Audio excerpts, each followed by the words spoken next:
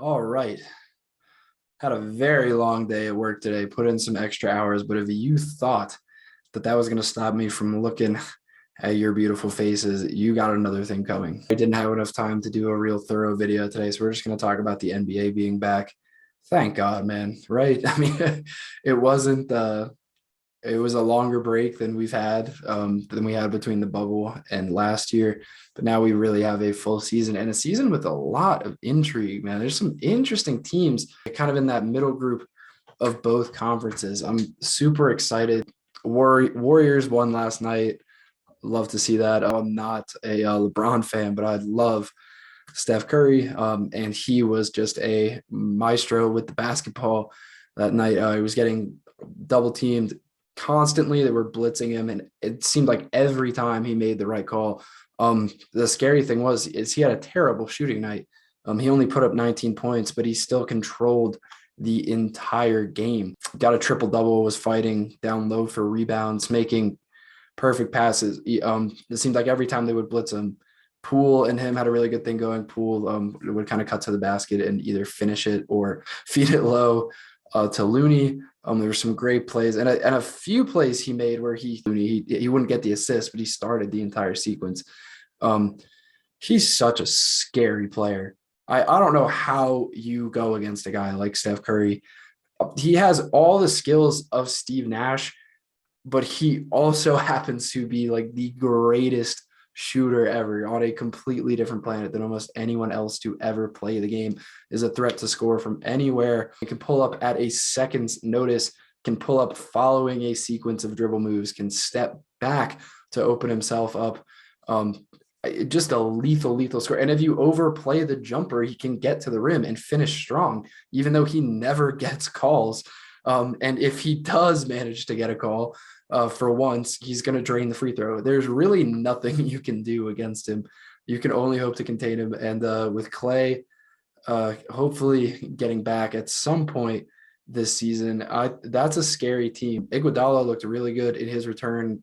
Time will tell if he holds up for an entire season. And I don't know what to make of the young guys. I still think they should move Wiseman and Kuminga for a piece now. I still don't like the whole Andrew Wiggins part of it, but he played a decent game. The fact that everyone had the Lakers penciled in for the West, it was just fantastic to watch them lose like that. But beyond that, there's a lot of other intriguing teams. There were some good games tonight. Like I said, I was busy, so I didn't get to catch all of them. The middle of the East, I think, is really interesting. I really want to see how the young teams do. I really want to see if Charlotte can take a step this year. And I'm really intrigued by these new look Bulls. I don't know. I think they got something. I mean, their team is very, very thin. But on paper, you got two All-Stars with Vooch and with Zach LaVine. And then you got DeMar, who's, in my opinion, he's been the most underrated player in the league since he's got traded. I've wanted to just talk about the whole season, but now I'm getting launched into all these specific rants. DeMar DeRozan, the whole criticism of him when he was in Toronto was that his scoring was empty calories. He was putting up all these points, but he wasn't getting his teammates involved. He couldn't pass the rock. He was just chucking up shots at the end of the shot clock.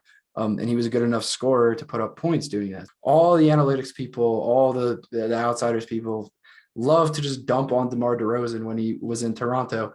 Gets traded to the Spurs for Kawhi and Danny Green, one of the all-time steals. I mean, the Spurs got what they could. That entire situation is a video in and of itself. But DeMar goes to San Antonio and completely changes his game.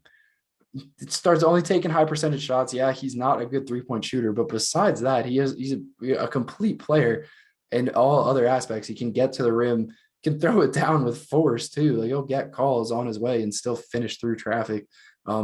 Mid-range artist, like one of the, it's a cliche at this point to say he's one of the last in the game, but he is one of the last true mid-range artists in the game.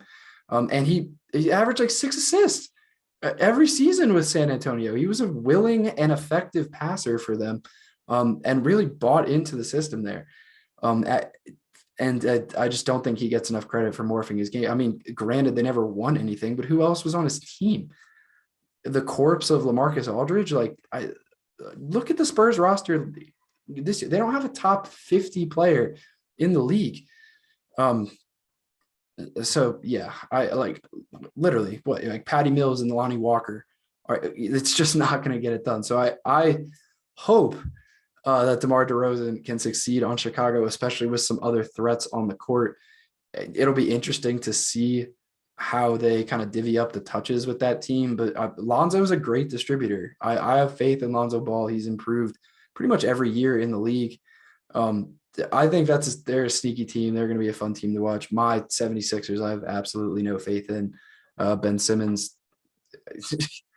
I can swear on here, I guess. Go Ben Simmons, go fuck yourself. You're a lazy Aussie piece of trash.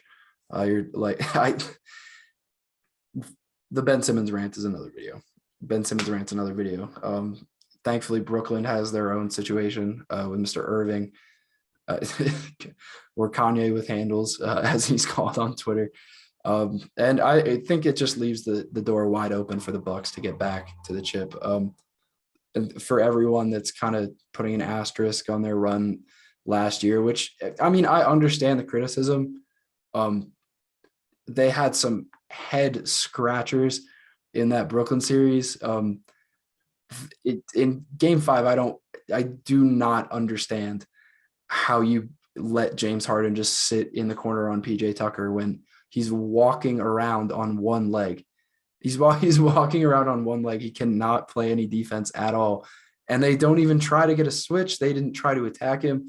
They stuck to their script.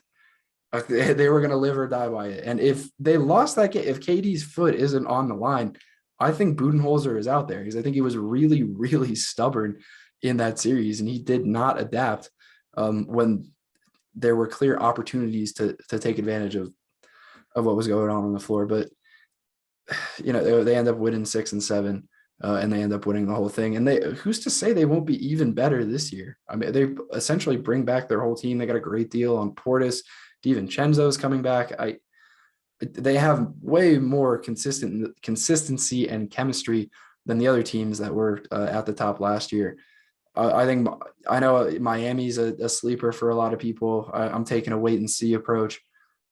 Again, another team that on paper looks great, but you're putting a lot of eggs into the Kyle Lowry and Jimmy Butler basket. Those guys have a ton of miles on them.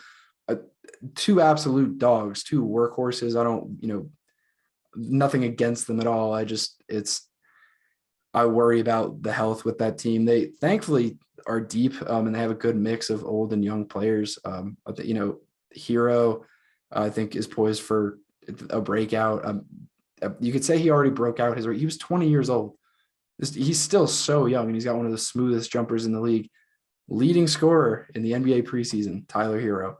And then Bam Adebayo, if he continues to develop, is going to be a problem in the league for a long time. It's just a matter of whether or not they can fit it all together. I guess my expectations are a little tempered for them just because of how it ended last year in the playoffs. Whereas, we haven't seen a team like Chicago before. So I'm more optimistic to see what that could be. And then the Pacers, I think, are an interesting team in the East too. Carlisle alone is going to get them into the playoffs. But I really like Sabonis's game. If it's not DeRozan, then Sabonis, I think, is the most underrated player in the league. Has a real smooth game for his size, but also has some grit. Like, will fight for boards. He does a lot for your team. I really like Sabonis. Brogdon, the Miles Turner piece of it is still up in the air, like it always seems to be. But the East is interesting this year. The East is really interesting. Boston, again, wait and see. I think that team is soft, but they brought in some pieces that could be interesting. Knicks too. And then the team that was in the Eastern Conference Finals last year, the Atlanta Hawks, who really, I think, got a lot of valuable experience from that playoff run last year and could really make some noise this year. I'm kind of ashamed I've left them out for this long. But Atlanta, and they did all of this last year without Hunter, who's just a fantastic two-way player. He was there for most of the season, but he wasn't there for the playoff run. I got to watch Trae Young dismantle my team in front of me, and then watch Ben Simmons Just crush all my hopes and all right. We don't have to relive any of that, but the Hawks are a great team. They have shooting all over the floor. Um, they might have the most potent offense in the whole conference if Brooklyn isn't healthy. If Kyrie doesn't, I mean, even with a healthy Harden and a healthy Durant, that's still the best offense. But just the shot making from Atlanta, you could argue Milwaukee. There's a lot of other teams you could argue, but the shot making on Atlanta is scary. And then you combine that with the cutting ability of guys like Collins, who can, finish rebounds above the rim, don't even give you a chance to get the ball back. Bogdanovich is older, but his game will, I think, last into. He doesn't rely on blowing by people. He doesn't rely on tight handles and getting low. He's just a very pure, silky scorer and shooter. So I don't see a regression in his game this year. And Trae Young is just an absolute. He announced himself last year. He's one of the elite players in the NBA. There's no way around it. You could take a lot of the Curry comparison, I think, is a little overblown sometimes. He's not quite, but he reminds me a lot of I think Steve Nash is a good comp. I know I compared Curry to Nash, so I'll make of that what you will, but he leans more into the aspect of Steve Nash's game where he would play with his hair on fire. I mean, he would in and out of the lane, manipulate, bringing defenders in, trying to just scramble the defense. He's so good at that. Curry is a lot more controlled. He'll kind of try to isolate two or three guys on a side of the court, run a pick and roll, pull them in because they can't give up the three from Curry. Trae Young is a similar threat. He can obviously drain them, but Curry is so good at just pulling those guys out and then firing a pass into the lane, whereas Trae will just go into the lane, run in and out, try to pick up defenders along his way, and then throw something back over. I'm trying to think of a good analogy, like some sort of Mario Kart course where you're hitting the boxes and you pick up the items behind you. That's him going through the defense. I had to watch it for 7 games last year, but I'm just going to cut it off here. This video already went way longer than I thought it would. I had started off just talking about the NBA, but I just talked about the East. So this will be like an Eastern Conference preview. I really want to edit this so that it's chopped up, but it is so late at night. We'll see if I do. All right, I'm going to end it right now, but thanks, guys.